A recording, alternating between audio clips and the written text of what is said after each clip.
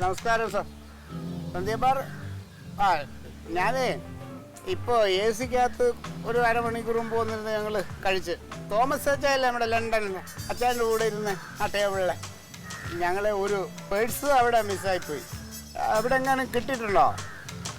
ആ അതെ, കിട്ടിയോ? ആ പൈസ അല്ലേ? 23,000 ഒരു പൈസയല്ലേ? അവിടെ പോയി. പേഴ്സ് മാത്രമേ ഉള്ളൂ. അത് പേഴ്സ് കിട്ടിയോ? കൊണ്ടുപോയി.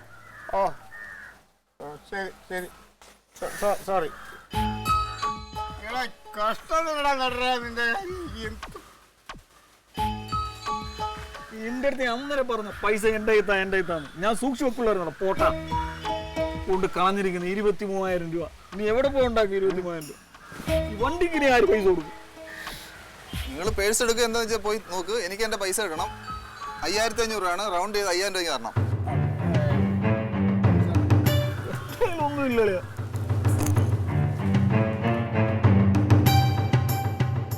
ഇത് പൈസ ഉണ്ടോ വണ്ടി കൊടുക്കാൻ?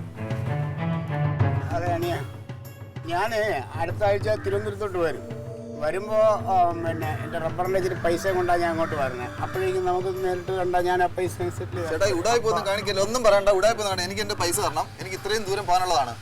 ഞാൻ വെളുപ്പാങ്കാലത്ത് ഇറങ്ങിയാണ്. ഈ പൈസ തരാതെ ഞാൻ പോകത്തില്ല. ഉടായ്പാണെങ്കിൽ ആ പൈസ എടുക്കും. അടുത്ത ആഴ്ച അവൻ വരുമ്പോൾ തരും. പറ്റില്ല ചേട്ടാ. ഈ ഡീസൽ അടിക്കുന്ന ചേട്ടൻ വീട്ടിൽ കൊണ്ട് തരുമോ പൈസ? ചേട്ടാ